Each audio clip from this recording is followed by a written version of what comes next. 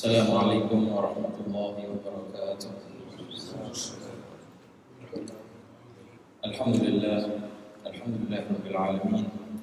دائما الإفضال عظيم النوال. اللهم صل وسلم على سيدنا مولانا محمد البدر المتلالي صلى الله عليه وعلى آله وصحبه خير صحبه وآله. سبحانك لا علم لنا إلا ما علمتنا إنك أنت العليم الحكيم وتب علينا إنك أنت التواب الرحيم.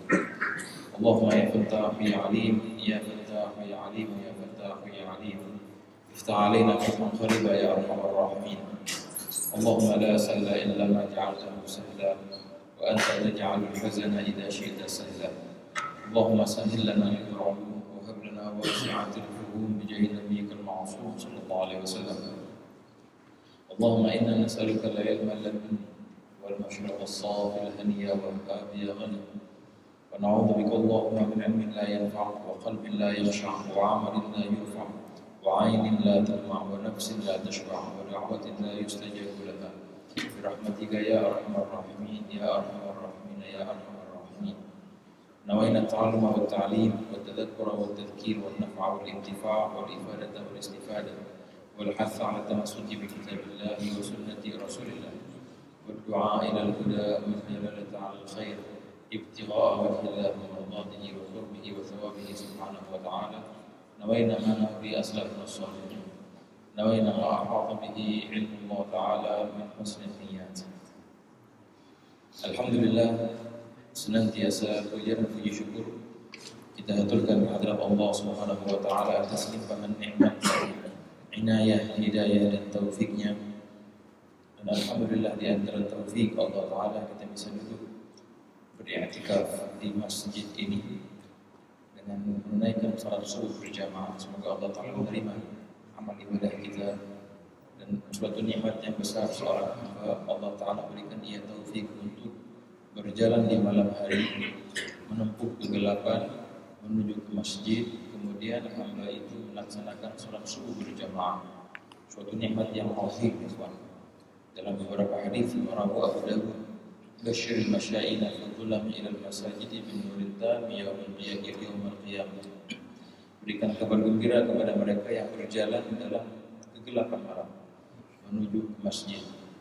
Apa kabar gembiranya? Bahwasanya mereka akan mendapatkan cahaya yang sempurna nanti di hari kiamat. Itu satu. Dan juga ketika orang berjalan dari rumahnya menuju ke masjid, maka setiap langkahnya itu diampunkan dosa dan diangkat derajat setiap daripada langkah-langkahnya itu. Bila mana dia masuk masjid, dia beriktikaf, maka pahalanya besar lagi. Bagaikan dia membebaskan hamba sahaya daripada zuriat Nabi Ismail. Dan juga ketika dia melaksanakan salat subuh berjamaah, maka pahalanya al-fima rawahu Imam Muslim dalam sahihnya, man shalla al-isya fi jamaah fa ka'anna maqama nisfal lail, wa man shalla subha fi jamaah fa ka'anna maqama al-laila kullah. Barang siapa yang menunaikan salat isya-nya dengan berjamaah, maka seakan-akan dia menghidupkan setengah malam dengan ibadah. Namun seandainya dia salat subuhnya dengan jamaah, maka seakan-akan dia menghidupkan satu malam penuh dengan ibadah. Kan dicatat sebagai orang yang menghidupkan satu malam full dengan ibadah bila mana kita salat isya berjamaah dan salat subuhnya berjamaah. Wahakala ikhwan. Apalagi ketika orang itu jalan dari rumahnya menuju ke masjid demi juga untuk belajar ilmu, mendengarkan beberapa kajian ilmu dalam hadis yang besar pahalanya. Nabi SAW bersabda, "Man ghada ila al-masjid, na'am, liyata'allama khairan aw yu'allimahu, kana lahu ka ajri hajjin tamin hajjatuh."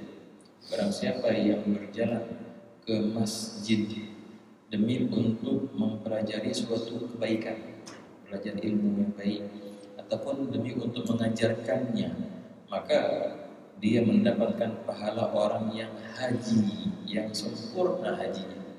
Wahakala ikhwan. Nah, jadi bisa kita setiap hari mendapatkan pahala haji yang sempurna lagi dengan kita berjalan ke masjid demi untuk menimba ilmu Rasulullah SAW. Bil khusus bila mana itu di pagi hari seperti masa-masa sekarang ini. Dalam hadis yang lain rawahu Tirmidzi, barang siapa yang salat subuh berjamaah, wajalah sayadhkurullah, kemudian dia duduk berzikir kepada Allah, dan di antara berzikir adalah mengkaji ilmu, suatu zikir juga itu. Maka sehingga terbit matahari, kemudian dia salat 2 rakaat, salat isyraq itu. Bisa juga sekalian sama niatkan salat duha bila mana sudah masuk waktunya boleh. Maka dia mendapatkan pahala haji dan umrah sempurna, sempurna dan sempurna. Jadi luar biasa. Maka sangatlah besar sekali taufik Allah kepada hamba yang Allah berikan dia taufik. Allah Taala mudahkan langkahnya sehingga dia beriktikaf dan salat subuh berjamaah, berzikir dan duduk dan mendengar ilmu sampai nanti terbit matahari. Semoga Allah Taala senantiasa memberikan taufik itu semua kepada kita insyaallah. Amin ya rabbal alamin. Ikhwani, manfaatkan masa-masa yang mulia ini kita membaca kitab Al-Adhkar karya Al-Imam An-Nawawi. Nah, yang semalam sempat kita sedikit ceritakan tentang keutamaannya Al-Imam An-Nawawi. Nah, Yahya bin Sharaf An-Nawawi, seorang yang luar biasa azim, yang umurnya itu tidak panjang, 45 tahun umurnya itu, tapi umur 45 tahun itu membawa keberkahan yang luar biasa untuk umat. Padahal dalam ceritanya beliau itu ketika umurnya 19 tahun itu masih masa-masa beliau belajar. Dan beliau menceritakan ketika umurnya 19 tahun itu minimal dalam satu hari itu beliau mempunyai 12 dars, 12 kelas. Beliau bercakap setiap kelas atau setiap halaqah itu aku ngaji dengan guru itu aku hafalkan dan aku murajaahkan. Bahkan aku bahas, bahasa kita satu kajian yang kita perlu bahas itu bisa sampai 2 sampai 3 jam ya teman. Maksimal orang itu kalau belajar dalam seharinya 5 atau 6 kelas sudah masya Allah lah. Sedangkan yang Nawawi satu harinya ada 12. Ada 12 kelas Imam Nawawi itu. Semuanya beliau hafalkan dan semuanya beliau merajaah dan bahaskan. Ada ajib Imam Nawawi. Nah, di masa-masa beliau lagi semangat-semangatnya belajar, ada tragedi di masa-masa itu, yaitu adalah runtuhnya kejayaan Islam di Baghdad. Itu di masa-masa akhirnya khilafah Abbasiyah ya, dan runtuhnya kejayaan di Baghdad di tangan orang-orang Mongolia. Nah, Genghis Khan, Hulagu dan dalam sejarahnya itu kan. Itu sejarah yang luar biasa itu kan. Kalau kita baca dalam apa yang tertulis. Mereka katakan yang tidak tertulis lebih banyak lagi sebenarnya. Apa yang tertulis di sejarah kita itu luar biasa, tragedi yang sangat besar.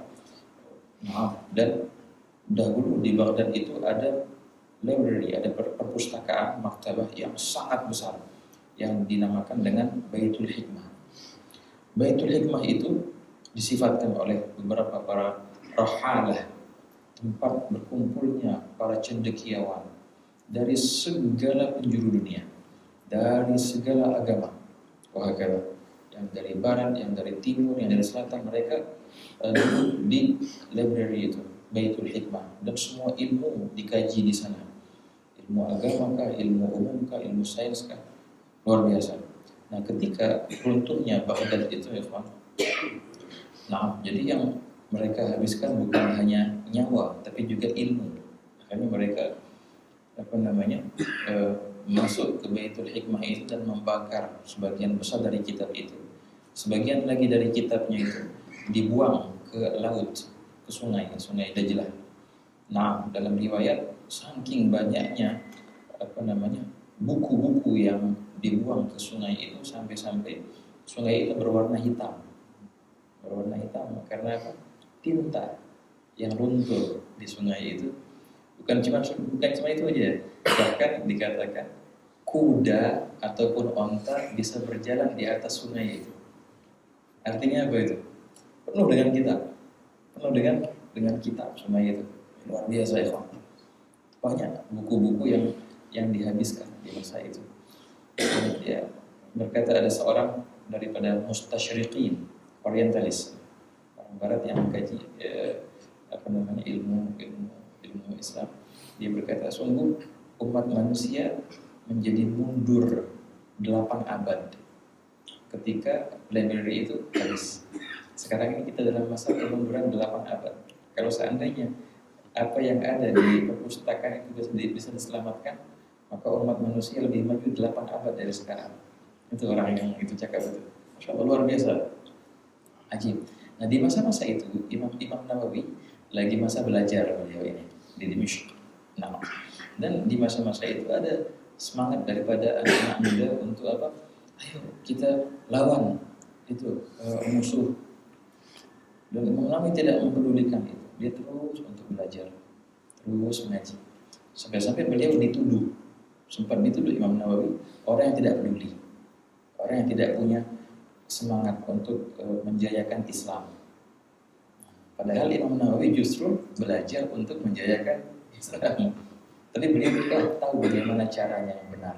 Bahkan sempat beliau dicemoohkan, dicaci, engkau tak peduli dengan keadaan Islam sekarang. Dia tak dengar itu semua, tetap belajar. Apa yang terjadi? Apa yang terjadi? Justru Allah Ta'ala kembalikan kejayaan Islam itu di tangannya Imam Nawawi ini, yang dituduh dia itu orang tak peduli dengan perihal Islam. Justru Allah Ta'ala kembalikan kejayaan Islam di tangannya. Maka dikatakan beliau banyak mengarang kitab setelah itu, dan kitab-kitabnya itu luar biasa berkah dan dibaca di setiap lembaga ilmiah, lembaga keilmuan di segala penjuru dunia. Bila mana engkau melihat suatu lembaga pendidikan Islam di barat atau di timur, maka engkau pasti akan melihat kitab-kitab Imam Nawawi diajarkan di sana. Yang hilang itu beberapa kitab di Baitul Hikmah itu, ya, sedikit banyaknya Allah Ta'ala kembalikan kepada Imam Nawawi untuk menjayakannya kembali di tangan orang yang dulunya dituduh dia tidak peduli. Justru Allah Ta'ala kembalikan dia untuk menjayakan Islam itu dengan cara yang benar. Dengan apa? Dengan menuntut ilmu. Maka subhanallah, luar biasa. Dalam perihalnya kan persis kita yang sama. Imam Ghazali, sempat kita bahas dalam beberapa tahun lalu. Saya ingat saya cerita di sini tentang Imam Ghazali ketika beliau mengarang Ihya Ulumuddin kan. Itu hampir sama masa-masanya. Imam Ghazali sebelumnya lagi ketika runtuhnya Masjidil Aqsa di tangan perang As-Salibiyin, perang salib. Nah, itu akhirnya membuat Imam Ghazali semangat untuk dalam bahasanya berjihad. Tapi beliau akhirnya pas semangat nak sana, beliau tak lihat orang-orang untuk ikut bareng-bareng. Akhirnya beliau sadar bahwasanya sudah mati ilmu Islam, sudah mati nilai-nilai Islam di hati sanubari para muslimin. Akhirnya beliau kembali dan beliau khalwat dan beliau tulis kitabnya itu yang luar biasa, Ihya Ulumuddin. Itu Ihya Ulumuddin beliau tulis karena hal ihwalnya. Kenapa? Karena runtuhnya Masjidil Aqsa. Subhanallah, yang beliau tulis Ihya Ulumuddin itu akhirnya apa yang terjadi? Tahu apa yang terjadi? Luar biasa. Ketika niat itu benar, Allah tak akan sia-siakan niat itu. Ketika beliau selesai menulis Ihya Ulumuddin dan kembali ke Baghdad, Madrasah Nizamiyah, dan kemudian beliau tak mau mengajar lagi di sana, kembali ke kota asalnya, dan beliau pilih 10 daripada murid-murid khususnya, ya. Dan 10 itu akhirnya luar biasa yang mengambil kitab Ihya Ulumuddin daripada beliau dan mengajarkan Ihya Ulumuddin kepada yang setelahnya, sampailah kepada seorang yang bernama Nuruddin Az-Zanki. Nuruddin Az-Zanki punya anak Ali bin Nuruddin Az-Zanki. Ini adalah murid daripada murid-muridnya Imam Ghazali, generasi ketiganya. Yang mana dia itu, Ali bin Nuruddin Az-Zanki, adalah guru spiritual untuk Salahuddin Al-Ayyubi. Yang akhirnya dialah Salahuddin Al-Ayyubi yang bisa mengembalikan Masjidil Aqsa kembali ke tangan kaum muslimin. Jadi apa yang diniatkan Imam Ghazali dalam Ihya'nya itu, Allah Ta'ala wujudkan setelah sekian generasi di tangan Salahuddin Al-Ayyubi, yang mana dikatakan dalam ceritanya Salahuddin Al-Ayyubi itu bagaimana dia berhasil untuk meraih kembali Masjidil Aqsa. Karena katanya luar biasa, di antaranya dia mengharuskan, mewajibkan dia dan semua para muridnya membaca kitab Ihya Ulumuddin. Kata haji, Yang mana beliau ambil kitab itu daripada gurunya Ali bin Nuruddin, yang mengambil dari ayahnya Nuruddin Zanki, yang dari 10 murid daripada murid-murid Imam Ghazali. Itu sanadnya dalam kitab Ihya Ulumuddin. Kalau kita tengok dalam kitab Ihya Ulumuddin memang ada bab untuk jihad, justru enggak ada. Ihya Ulumuddin 4 jilid itu ya, atau cetakan sekarang 10 jilid, kau tak akan temukan namanya babul jihad, enggak ada sama sekali. Yang ada apa? Yang ada babul taharah, babul salat, rubul ibadat, asrarul hajj, asrarul rasul, rubul muamalat, rubul muhlikat, dan rubul munjia, bagaimana penyucian hati dari sifat-sifat yang keji dan menghiasinya dengan sifat-sifat yang terpuji. Itulah perihalnya Ihya Ulumuddin. Dan tak ada cerita untuk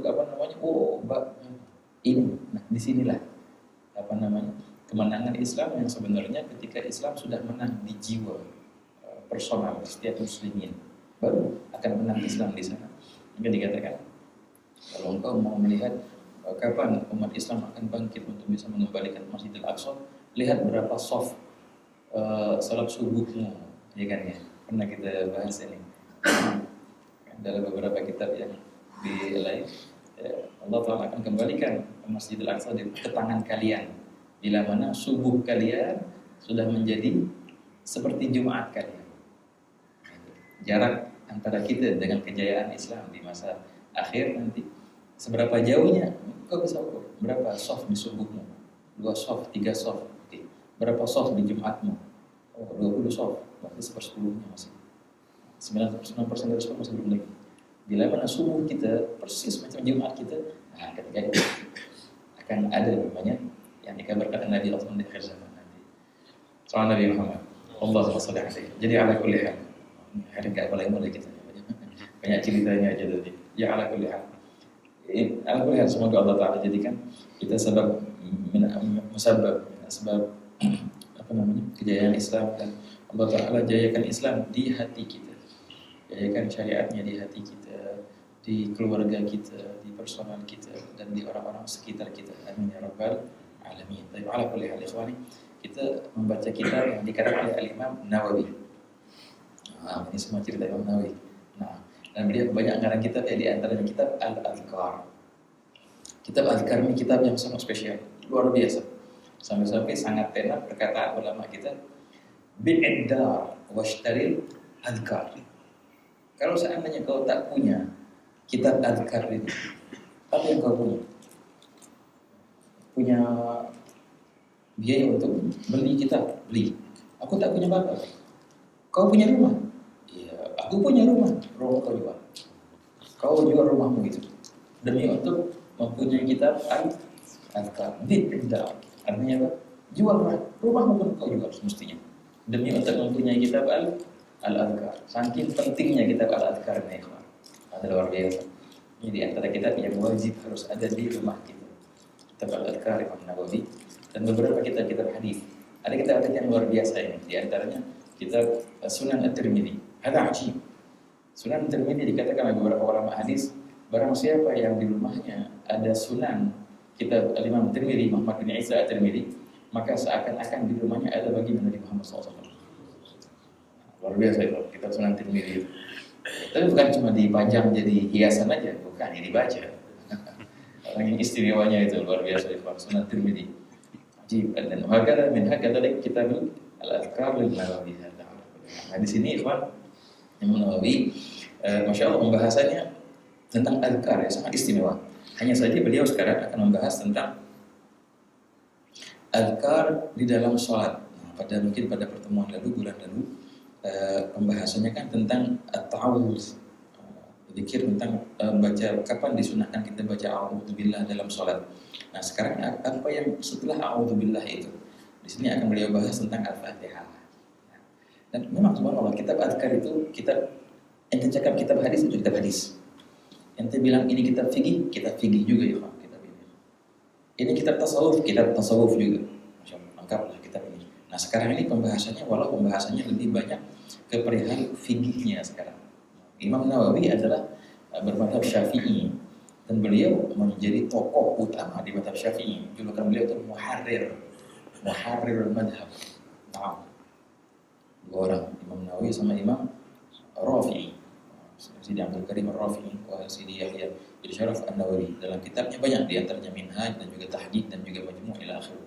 Nah, dia bilang umur yang 45 tahun itu tapi merubah sejarah mazhab Syafi'i.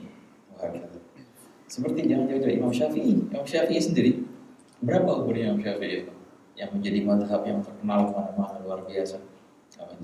Umurnya 54 tahun Imam Syafi'i wafat. Nah, dan ada tokoh dalam fikih Syafi'i juga yang terkenal dengan beliau ini merubah jalur sejarah. Namanya Imam Abil Ma'ali Muhammad bin Abdul Malik Al-Juwaini, Imam Al-Haramain julukannya. Gurunya Imam Ghazali, yang mencetak Imam Ghazali inilah orangnya. Nah, dalam ceritanya itu beliau yang merubah sejarah dengan keberadaannya beliau dan dengan tulisan-tulisannya. Nah, beliau sama umurnya 54 tahun meninggal. Kadang-kadang umur yang secara lahirnya tidak panjang, tapi Allah berikan keberkahan di dalam umur itu. Semoga Allah jadikan umur kita barokah, panjang umur dan berkah insyaallah. Amin ya rabbal alamin. Baik. Kita akan masuk di sini membahas tentang babul qiraah ba'da ta'awudz. Biasanya gimana? Ada yang baca dulu atau langsung disyarah? Langsung disyarah biasanya. Ya. Ada yang baca dulu? Atau siapa yang nak baca? Tafadhal. Ada yang membawa kitabnya? Tafadhal, ikra hadza awal yang mana? Qul ma ikra ma indina. Kita baca nas daripada al-adhkar.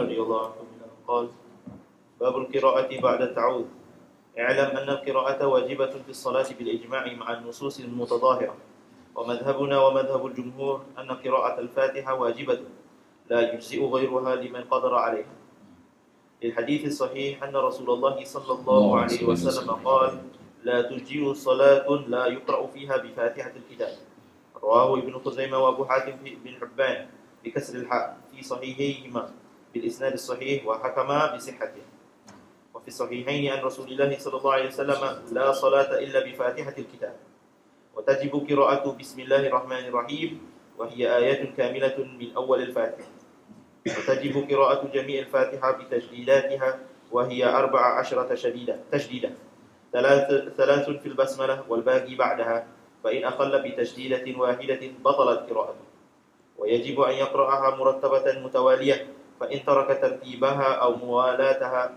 لم تصح قراءته ويعذر في السكوت بقدر التنفس ولو سجد المأموم مع الإمام للتلاوة أو سمع تأمين الإمام فأمن لتأمينه أو سأل الرحمة أو استعاذ من النار لقراءة الإمام ما يقتضي ذلك والمأموم في أثناء الفاتحة لم تنقطع قراءته على أصح الوجهين لأنه معذور فإن Bismillahirrahmanirrahim. Beliau berkata di sini, babul qiraati ba'da ta'awudz. Bab pembahasan masalah qiraah. Apa yang dibaca ba'da ta'awudz, setelah ta'awudz. Ta'awudz kan a'udzu billah. Jadi pas kita salat Allahu Akbar, selepas niat mulai takbiratul ihram. Selepas takbiratul ihram di rakaat pertama kita disunahkan membaca doa iftitah. Bisa dicakap iftitah ataupun istiftah, semuanya oke. Kemudian setelah itu disunahkan kita baca a'udzubillahi minasyaitonirrajim, ya kan ya. Nah, kalau baca a'udzubillah itu disunahkan dengan sir. Walaupun di salat jahriyah seperti maghrib, isya atau subuh, a'udzubillahnya disunahkan dengan sir. Apa sirnya? Pelan-pelan. Enggak volumenya enggak tinggi. Itu a'udzubillah. Nah, selepas itu kan baca apa? Selepas a'udzubillah kita di mazhab Syafi'i baca apa? Baca Fatihah. Di Fatihah mulai dari apa? Dari Bismillahirrahmanirrahim. Nah, inilah yang menjadi pembahasan sekarang. Nah, setelah A'udzubillah kita baca apa? Nah, di setiap rakaat di mazhab Syafi'i, setiap rakaat baik pertama, kedua, ketiga, keempat, wajib makmum ataupun imam, ya, baik orang itu sholat sendiri atau sholat berjamaah. Jadi makmum atau imam wajib dia membaca surat Al-Fatihah. Dan wajib juga dia membaca Bismillahirrahmanirrahim. Karena di mazhab Syafi'i, Bismillahirrahmanirrahim adalah ayat daripada surat Al-Fatihah. Ini ringkasannya, Ikhwan. Ini ringkasannya. Nah, sekarang beliau akan menyebutkan beberapa dalil, beberapa hadis dalam perihal ini. Beliau berkata, "I'lam, ketahuilah, annal qira'ata, sesungguhnya al-qira'ah, membaca Quran itu wajibatun fis shalah bil ijma'." Itu suatu kewajiban di salat bil ijma' dengan sepakat ulama.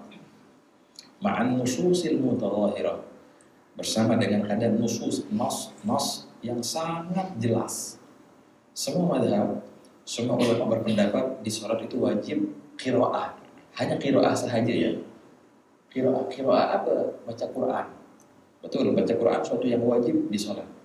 Tapi apa yang wajib dibaca, ini khilaf. Ini khilaf. Kalau madhab Syafi'i beliau berkata bahwa madhabul jumhur, adapun madhab kami, madhab Syafi'i, wa madhabul jumhur, dan juga madhab jumhur. Nah, kata jumhur ini bila mana dikatakan dalam ilmu fiqih artinya mayoritas, majority. Jadi dari 4 madhab itu, bila mana ada cuma satu madhab yang berbeda, maka 3-nya dinamakan jumhur. Ya, karena di sini emang satu yang berbeda. Siapa? Madhab Abu Hanifah. Kalau madhab yang 3-nya sama, madhab Syafi'i, Maliki, dan Hambali. Madhab kami dan madhab jumhur, anna qira'atul Fatihah wajibah.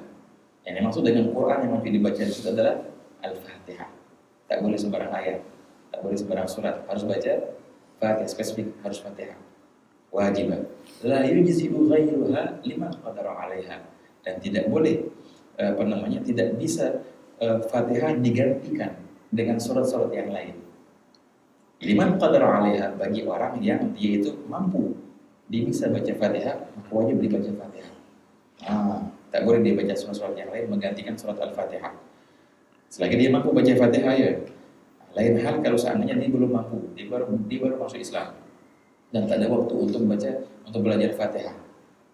Apa yang menggantinya? Maka dibahas oleh beliau penggantinya. Kita bakal tanya dia, anta hafalkah ayat-ayat yang lain dari surat yang lain? Oh, aku hafal suratul Ikhlas. Berarti kau baca suratul Ikhlas itu, tapi harus diulang-ulang berapa kali? Sekira panjangnya seperti panjangnya Fatihah. Itu. Kalau dia tidak hafal Quran sama sekali walaupun satu ayat, baru dia pindah ke beberapa zikir-zikir yang menggantikan dari Al-Fatihah itu. Kalau tidak bisa juga baca zikir-zikir dan tak sempat waktunya, tak lagi bakal keluar waktu, maka disuruh dia itu berdiam sejenak dengan masa baca Fatihah. Itu bagi yang tidak mampu. Bagi yang mampu, bagi yang bisa baca Fatihah, maka wajib dibaca Fatihah. Oke. Ini kata beliau kan madhabul jumhur ya, madhabul jumhur. Mayoritas madhab yang 4 itu adalah madhab Maliki dan madhab Syafi'i dan madhab Hambali. Yang dimaksud dengan Quran yang wajib dibaca adalah Fatihah.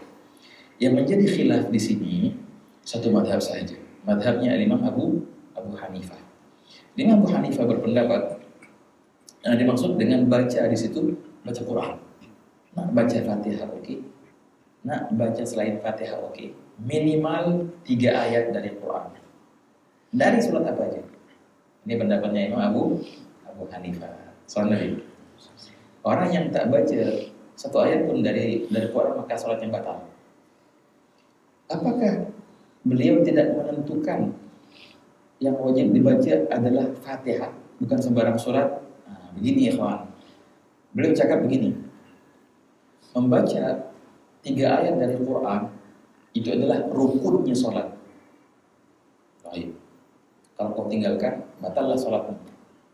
Adapun Fatihah, penentuan Quran adalah Fatihah itu bukan rukun, tapi wajib. Wajib. Sama kalau gitu, enggak lain.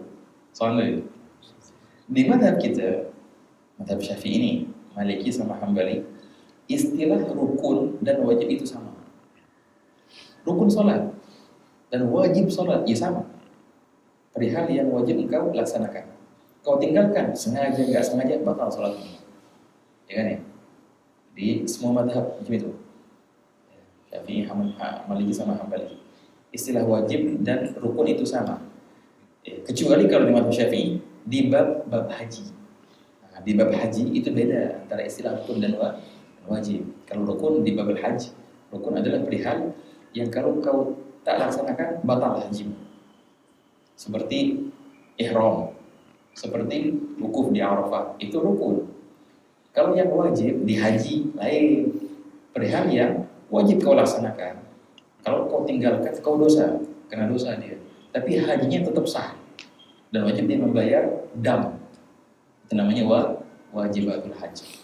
Seperti apa? Seperti tawaf wada, seperti mabit di Muzdalifah atau mabit di Mina. Istilah rukun dan wajib itu bisa menjadi berbeda hanya di bab haji di pandangan Syafi'i. Tapi kalau di pandangan Hanafi semua bab itu beda istilah antara rukun dan wajib.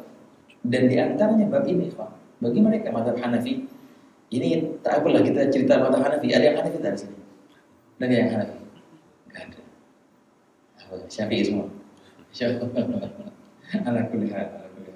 Kalau mazhab Hanafi bagaimana? Tapi untuk inilah, untuk cuma wawasan aja. Kalau mazhab Hanafi mereka bedakan. Rukun itu, ya sama kayak kita, rukun hal yang kau wajib laksanakan. Kau tak laksanakan, batal salatmu. Baik pun kau tinggalkan itu sengaja atau tak sengaja, itu rukun. Kalau wajib begini, bila mana ditinggalkan dengan tidak sengaja, maka sah sholatnya. Tapi dia kena sujud sahwi nanti. Kalau dia tinggalkan tanpa sengaja. Tapi kalau dia tinggalkan dengan sengaja, maka wajib bagi dia mengulang sholatnya lagi. Nah, itu istilahnya wajib. Kalau rukun, kalau ditinggalkan sengaja, tak sengaja batal sholatnya.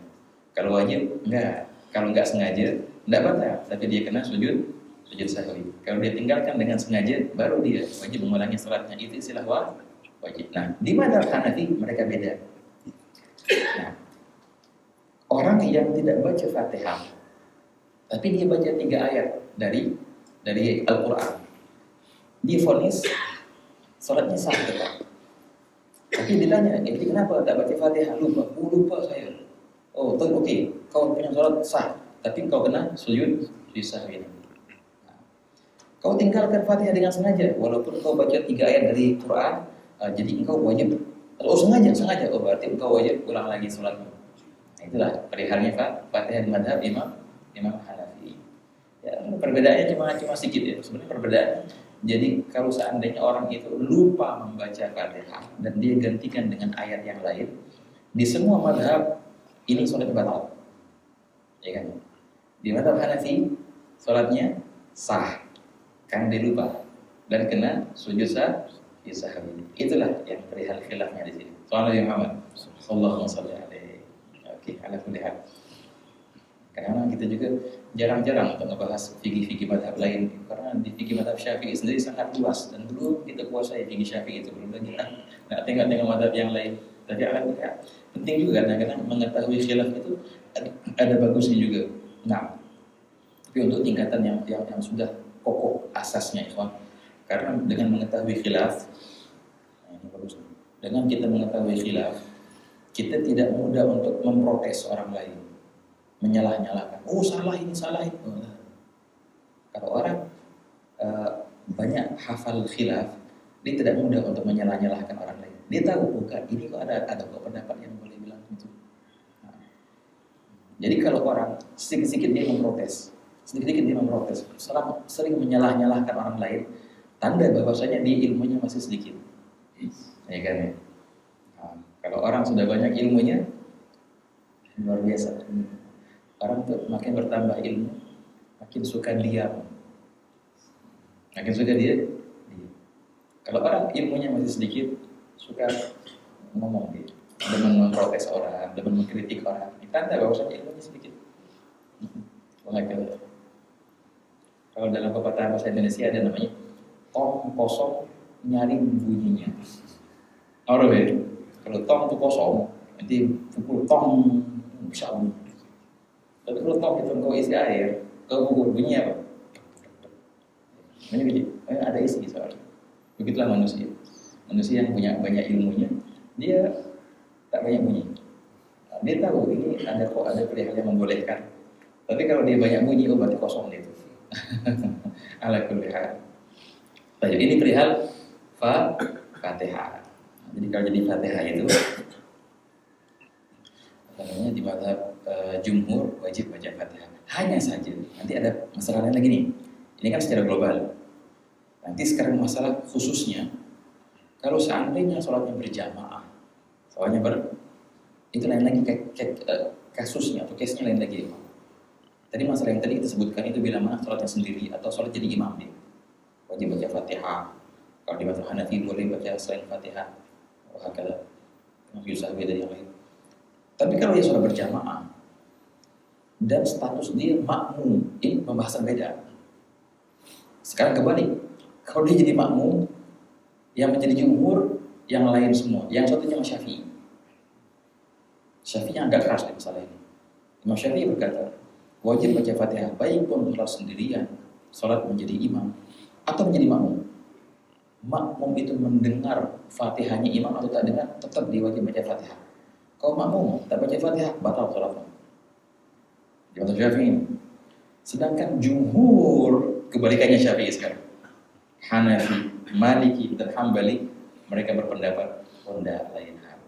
Kalau dia ceritanya itu makmum, maka gugur kewajiban Fatihah.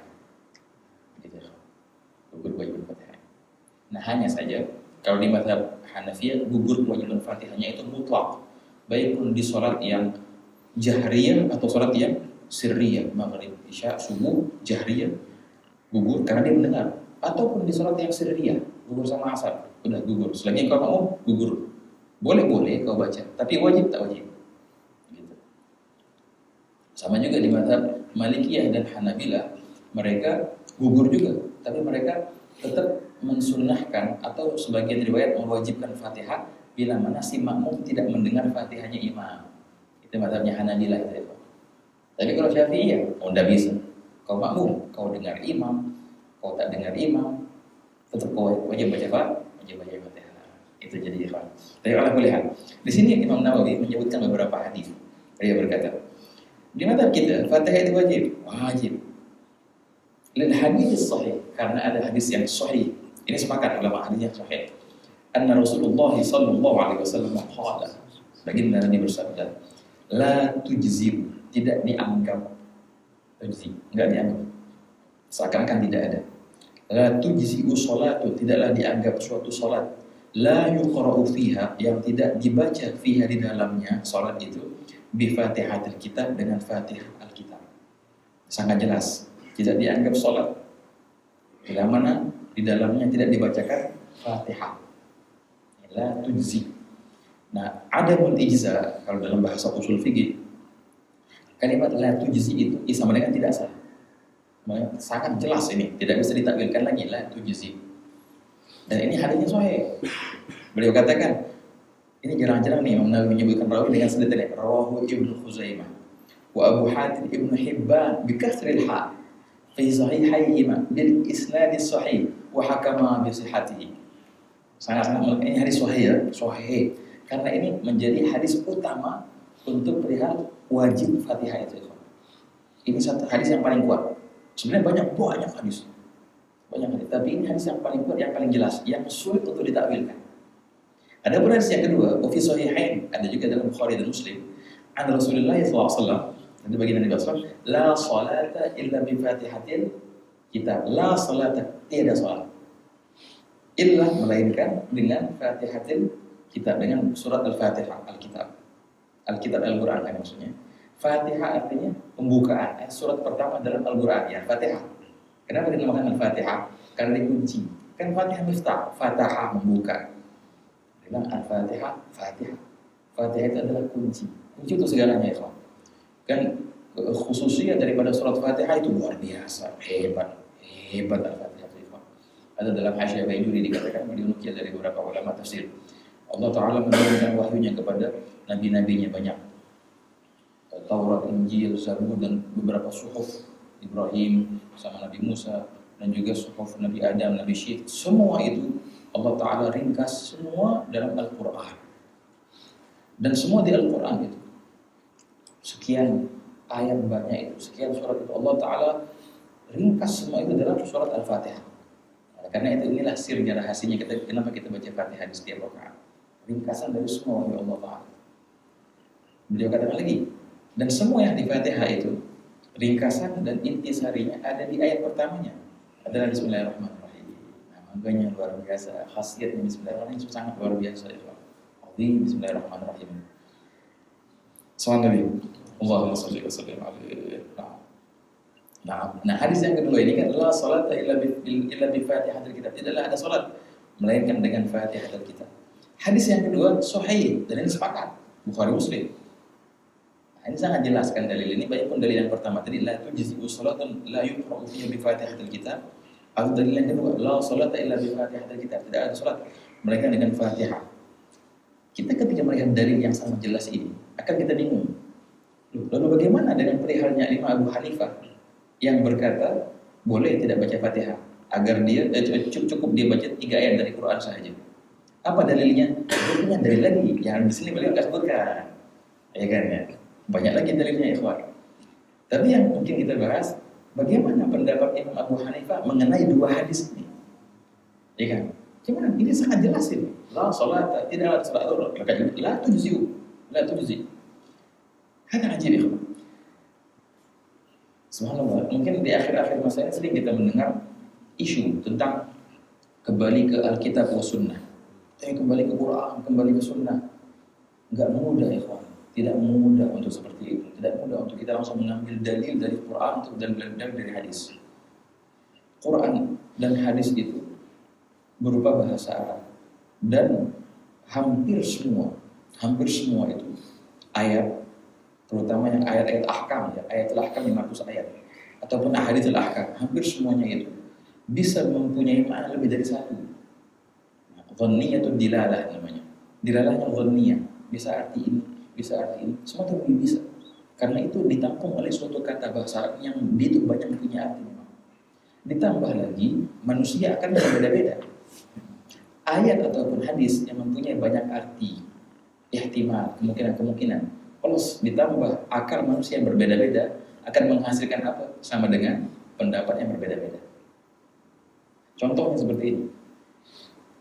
Hadis la salata illa bi Fatihatil Kitab. Imam Abu Hanifah berpendapat la salata, salat yang ditiadakan di situ bukannya kesahannya bukan, tapi kesempurnaan. Jadi yang ditiadakan bukan sah, tidak sah, enggak kok. Nabi bilang bukan la tasih, la salata, tidaklah ada salat. Apa tidak ada salat berarti dia batal? Belum tentu. Kata beliau, tidak ada salat berarti tidak sempurna salatnya. La salata kamilah. Nafi di sini nafiyul kamal, bukannya nafiyus sihah. Ini ikhwan pembahasan panjang dalam ilmu usul fikih. Bila mana ada nafi, ada la, kemudian ada kalimat yang dinafikan. Kemana nih akan menjadi? Apakah yang dinafikan, yang ditiadakan adalah kesempurnaan atau adalah kesahan yang ditiadakan? Panjang dalam usul. Dan itu memang ada kemungkinan. Walaupun ulama jumhur berpendapat bila mana ada nafi, kemudian ada kalimat yang dinafikan, itu artinya tidak sah. Seakan-akan tidak ada la salat. Apalagi di sini nakirah ya kan, nakirah fi sini fil umum. Semuanya baik imam atau makmum tidaklah sah salat mereka melainkan dengan Fatihah. Sedangkan Abu Hanifah mentakwil nafi di situ bukannya nafi kesahan tapi nafi kesempurnaan. Subhanallah Muhammad. Karena beliau ada lagi dalil ya, hadis yang lain yang baginda bersabda. Ini dia ceritanya Sayyidina Anas bin Malik yang sholat dan beliau itu tidak baca Fatihah sama sekali. Beliau hanya baca beberapa ayat Quran sahaja dan beliau berkata, beginilah sholat Nabi Muhammad SAW. Itu di antara dalil beliau. Melihat dalil yang itu, berarti beliau takwilkan ini. Adapun hadis yang atas tadi la tujzi'u, tidaklah tujzi, tidaklah dianggap ada, tidaklah dianggap ijza, cukup, tidak sah artinya. Beliau katakan, ini walaupun hadisnya sahih, tapi ini termasuk riwayat bil makna. Karena rawi melihat la salata, itu riwayat yang banyaknya la salata illa bi Fatihil Kitab. Dia pahamnya ini la tasih, maka dia takbirkan dengan la tujzi'u. Itu takwilnya Imam Abu Hanifah ya. Tapi jumhur berkata, ini sulit untuk ditakwilkan seperti itu, sangat jelas sekali untuk kalau kita nak menuduh ini adalah riwayat bil makna atas syai' sha'ab jiddan. Ya ala kulli hal. Ini hadis rawahu Ibnu Huzaimah, Abu Hatim, untuk dari segi keabsahan hadis ini sangatlah sahih. Imam Nawawi sendiri kan menyatakan bi'isnad sahih wa hakama bi sihhatihi. Walaupun Imam Abu Hanifah berusaha untuk mengurangi keabsahan hadis ini. Ibn Hibban itu yang meriwayatkan. Ibn Hibban nggak begitu kuat dalam perihal sahihnya, nggak. Berkata Imam Asy'uti dalam Alfiyahnya, ma sahal al-Musti fi sahihi bal syartuhu khafa wa qad wafa bihi. Imam Ibn Hibban itu orang yang sahih, walaupun syaratnya itu khafif, tapi beliau itu sah, ikhwan. Sudah isyraq dulu. Sebenarnya masih panjang lagi pembahasan dalam perihal ini. Mungkin kita cukupin untuk sebegini saja, ikhwan. Semoga Allah Ta'ala ibarik lana wa lakum fil awqat was sa'at. Al-Fatihah bil qudwat wa sallallahu alaihi wa sallam. Al-Fatihah.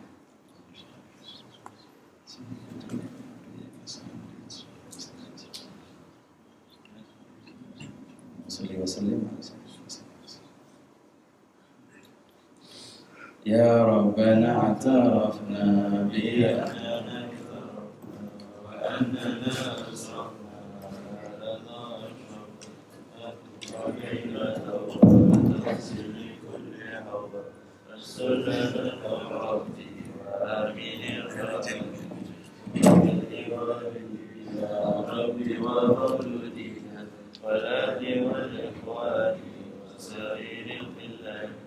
وكل ذي محبة أو جيرة أو صفا والمسلمين أجمعين يا ربي اسمع وتقول لمنا لا باكتساب منا بالمصطفى الرسول نرضى بكل سول بالمصطفى الرسول نرضى بكل سول بالمصطفى الرسول صلى وسلم ربي عليه أدى الهم وآله وصحبه عبادة في السحب الحمد لله بالبر والتناهي